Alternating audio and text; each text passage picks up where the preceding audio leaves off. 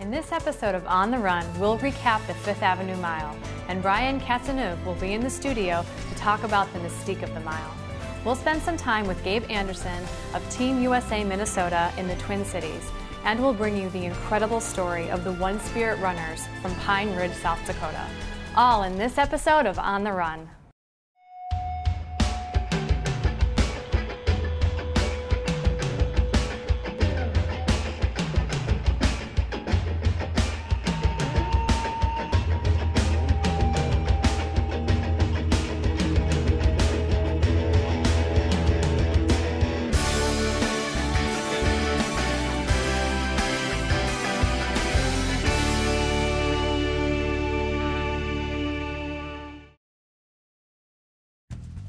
Welcome to the National Track and Field Hall of Fame at the Armory in New York City.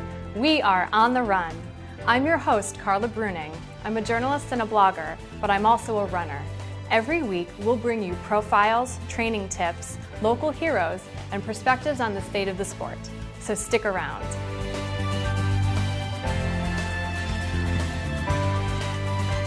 Last week, we were on the run at the Fifth Avenue Mile, a marquee running event right here in New York City, where Olympians and world champions take to the streets alongside runners of all ages and abilities. What they all have in common is that one magical mile.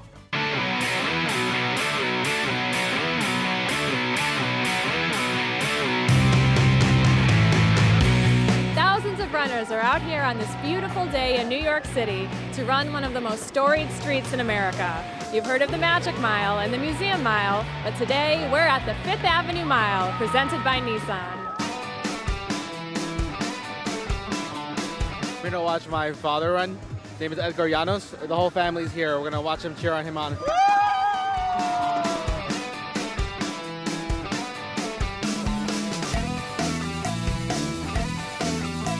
We're here at the finish of the men's 30 to 34 heat. How was your race today? Actually, it was spectacular. I've been injured forever, and I didn't get to build up to this like I normally want to. So, and my teammates won the last couple years in a row. He bumped up an age group, so I'd rather beat him head on, but I'm glad to get it. How was your race today? It was awesome. Awesome. I thought that, I was in that category before. I forgot that I just turned 50 on Monday. So, I'm here with Bert Robbins, who is out to break a world record today in the Fifth Avenue Mile. How was your race, Bert? Not quite. My race was okay. I ran into an injury 2-3 weeks ago, so I couldn't do any training, so my wind was a little bit off. Happy to have reached the finish line. Thank you. How was your race today? It was good. It was good. It's a lot of fun. You try and beat your time every single year. I think I might have done it. Might have set my PR. That's awesome. Congratulations. Thank you very much. Enjoy the rest of the day. Thank you. New York Roadrunners President and CEO Mary Wittenberg, who just ran the Fifth Avenue Mile herself. How was your race? Great. I love that Fifth Avenue Mile. I got to say, for many years, the mile was so intimidating, and it was all about running really fast, and we're trying to break that down at New York Roadrunners. Even I used to be intimidated by the mile, and then I was here and said, why not? And I started running it, and it's so much fun for everybody because just push to your own personal best. It doesn't matter that you don't win the race, so it's really, really fun. I love it.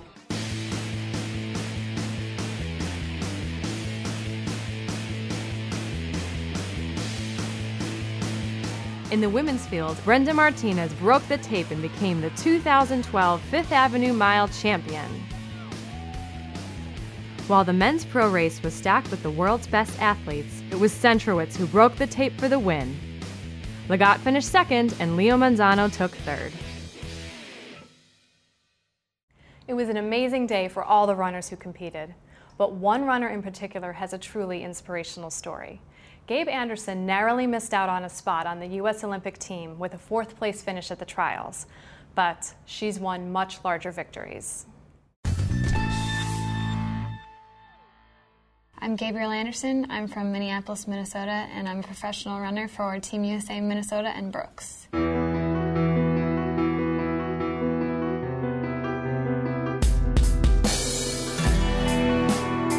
Well, there's definitely a lot of different things that go into being a successful professional runner, but my journey has been a little bit unique.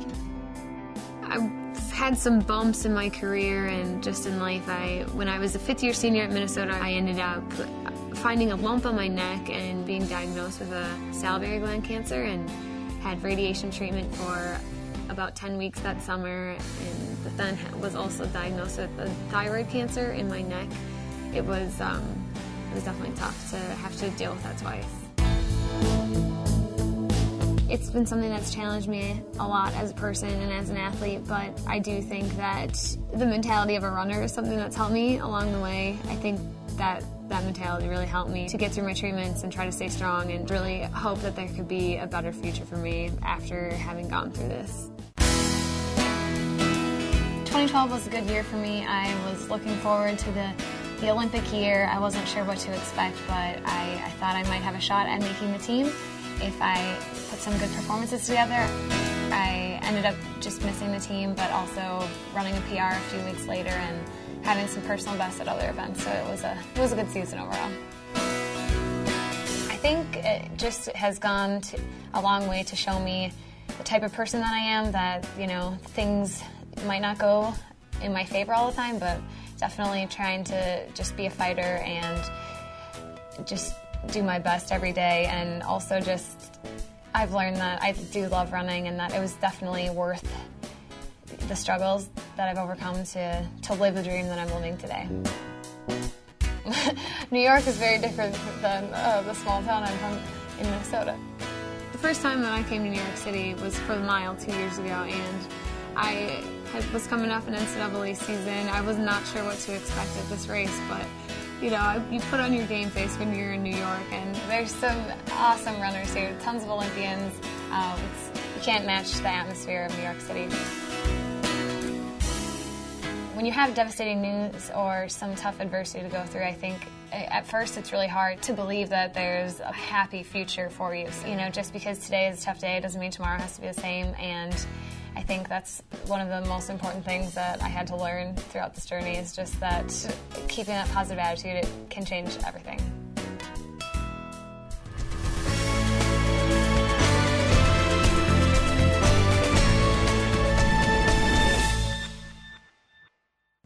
We're here with Brian Casanova, Olympic writer for Sports Illustrated, to talk about the mystique of the mile.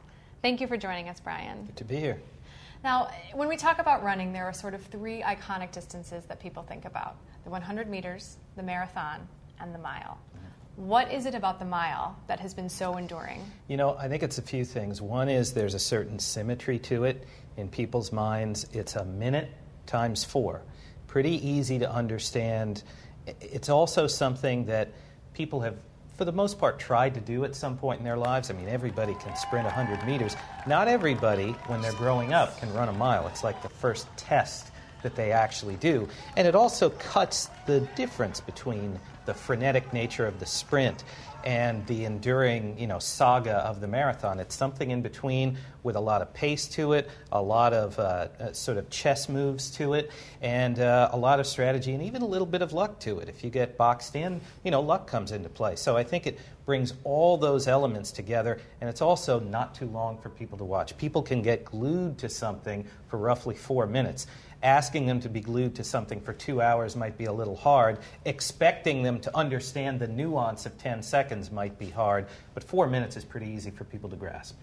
And do you think it's ingrained in our culture because of our history with it, or is it nostalgia? What is it that keeps attracting us to this race? It's a little bit of both. I mean, especially for people who followed the indoor miles for so many years, there was, and perhaps still is, people leaning, you know, holding on to it, a bit of nostalgia. But I also think, especially for the people in North America and, of course, the people in Great Britain, there's been a great history of people trying to, you know, get over that next hump to run 4 minutes. Not just Roger Bannister, but really this is a race that endured even after he broke that particular barrier. So I think for us, when we say the mile, you ask people in running, but you ask people on the streets about the mile, it registers, it resonates. And I don't necessarily see that changing. It's a demarcation point for people, and for runners, you know, it's a great challenge. Most of the rest of the world thinks in terms of meters. Is it important to the sport to keep running the 1,500 and the mile? That's a great question. I would say it's the $1,500 question. How about that? There is a link to the past, which I think is healthy. And there's no greater link to the past in our sport than the mile. It is not a link that the entire world shares as much as we do.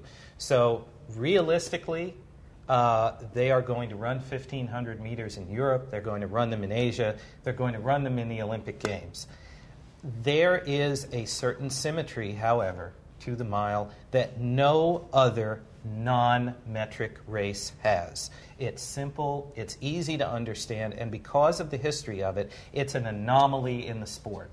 Well, Amazon right now has commercials out where they compare one of their achievements with the 4-minute mile. Do you think that people will still be talking about it in another 20 years, another 30 years? You know, it's very interesting because that mile took place half a century ago, and yet people still say this achievement, fill in the achievement, fill in the blank, is like the 4-minute mile. They don't say it's like the 3-minute, 30-second, 1,500 meters. They don't say it's like the 2-hour and 10-minute or 5-minute marathon. Eventually, we may be talking about the 2-hour marathon. But it is a focal point. It's a basis for comparison for other achievements and milestones that has endured for an awfully long time, and I don't see that changing. Well, thank you so much for joining us, Brian. I think that the mile is one of those distances that will always be in the forefront of the runner's imagination. Well, thanks. It's been a great discussion, and now I need to go out and run one right now. Our local hero this week is Sid Howard. He's a Team for Kids coach, and at the age of 73, recently won his 48th Masters National Championship. His passion and enthusiasm for running is infectious. Simply, to know Sid is to love Sid. Good morning, everybody. Good morning. I'm going to say it one more time. Good morning, everybody. Good morning. Oh, I like that much better. The name is Sid Howard. I'm actually 73 years old, and I like to be known as ambassador to Masters Track and Field. I've been running for 34 years. I have 48 national titles, 8 world titles, and 4 world records. What motivates me to run is the fact that I can actually run. I can run and enjoy it. Today we are at Tilden Senior Center.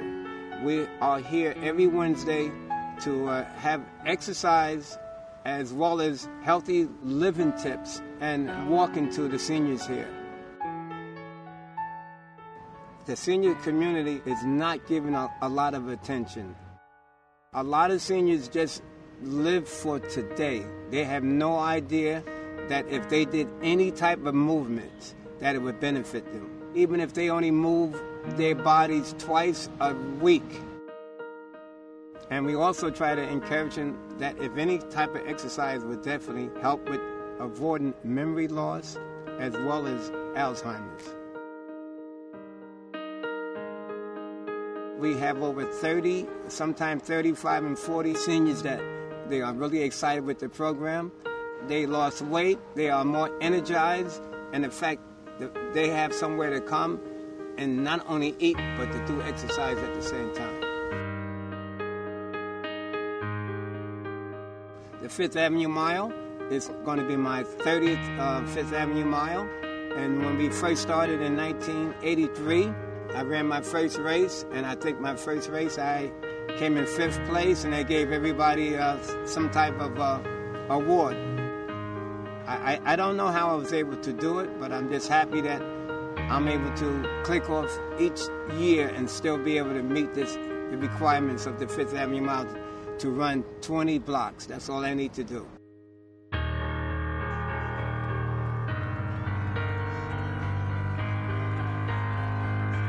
I enjoy the fact that I don't need to do anything but put on a pair of running shoes and go out and enjoy it.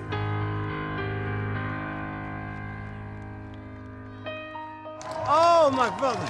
That was work. 6:15, 73 years old. But I'm happy to have a finish like I did. I thought it was over for me, but I'm glad I was able to put something in at the end.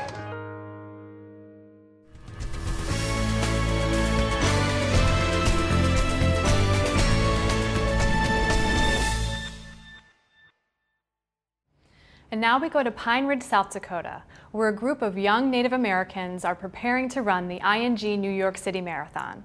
Like all the 48,000 runners who will be towing the line in November, they've worked incredibly hard to get there. But where they come from and what they've overcome is as unique as it is amazing.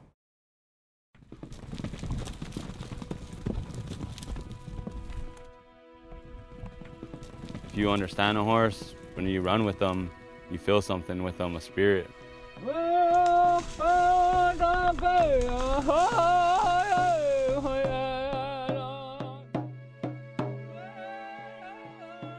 the Indian wake, they've always been running.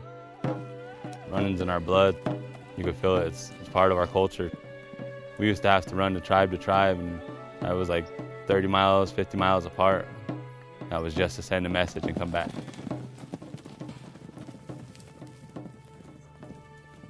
I'm Alex Wilson from Pine Ridge, South Dakota. I'm 24 years old, member of the Oglala Sioux tribe, 3-time state champion. Crazy Horse, Red Cloud, Sitting Bull, all that history revolves around the Lakota people. Living down here, there's not too many jobs, there's not a whole lot to do.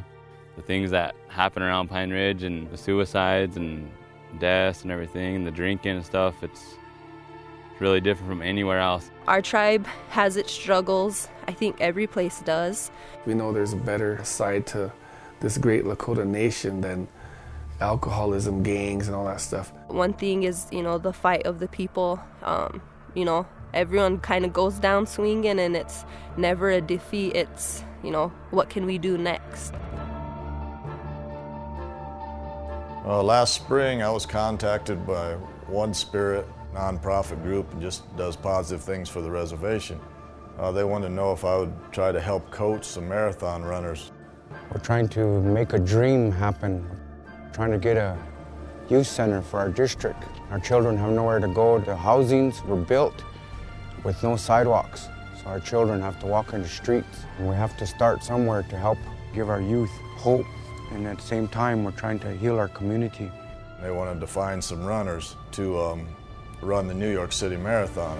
And the whole deal is we're trying to raise money to build a building for youth in Allen.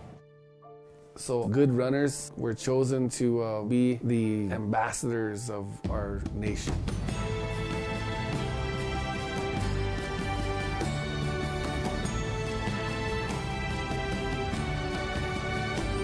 My name is Amanda Carlo, born and raised on the Pine Ridge Indian Reservation.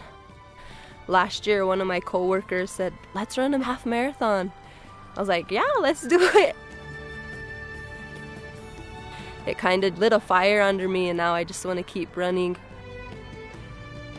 A lot of people think of it as just like this dumping ground, but I love it here. Like the culture, the language, just the spirit of this place is beautiful, and I love it. And I'm, proud to say that I come from here because it makes me a strong person and who I am.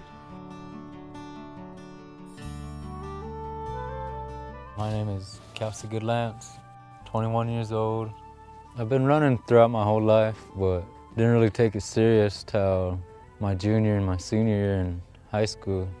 I was placing top 10 at every meet, went to state, qualified for state. It was the best experience.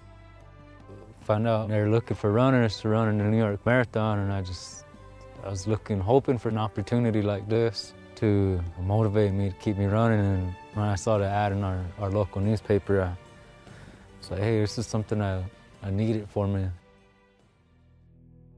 Well, today we are going to run down the number 4 dirt road, heading up to the graveyard where my sister's buried, and it's just about a good 4 miles here.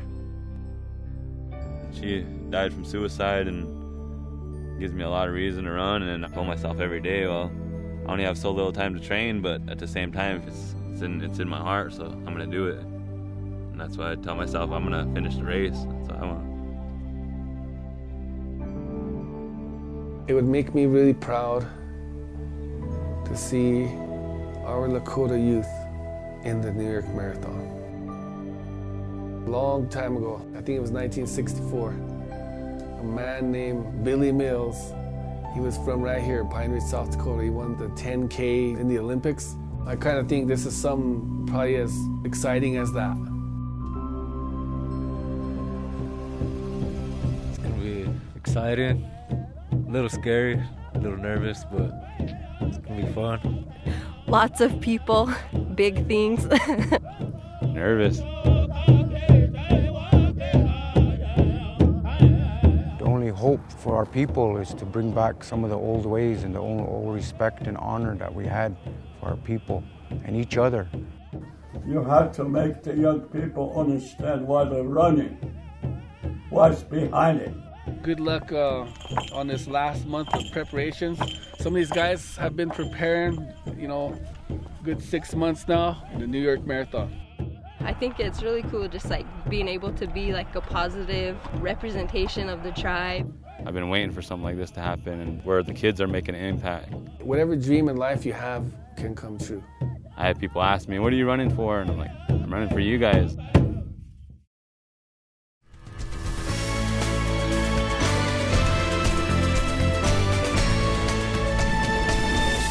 The One Spirit runners are truly incredible. For more information about them, visit nativeprogress.org. Every runner wants to get better. Training tips and On the Run are here to help. This week we have two-time Olympians Pascal Daubert and Matt Tegenkamp who are here to help you find your edge. My name is Pascal Daubert, and I am the strength coach and assistant track coach with the Oregon Track Club in Portland. I'm an Oregon Track Club athlete, Matthew Tegenkamp. And today I will go through some very simple, basic core strengthening routines that you can do anywhere and anytime with no equipment. All you'll need is your body and some space. Okay, we're going to start off with some balance work. The first thing he's going to do is he's going to take his outside leg, turn his toe slightly in, and he's going to just go out and in. I have our guys do 10 of these, and then the next one he's going to do is going to start off in front and then move his leg back, slight dip in the knee on the way back, and then forward again. Like I said, we have 10 of these with the guys, but we'll just do 5 with Matt.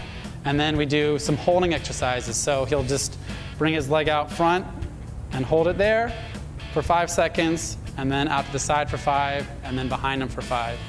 And again, he's using his backside muscles, he's using his core to stabilize his pelvis and his spine.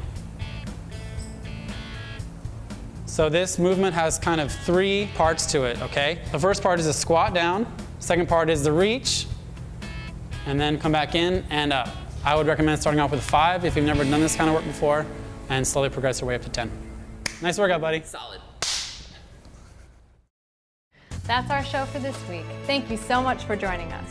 And don't forget to tune in every Wednesday night at 8 p.m. for more of Life on the Run. You can also watch all of these segments on demand at NYRR.org. We'll see you on the run.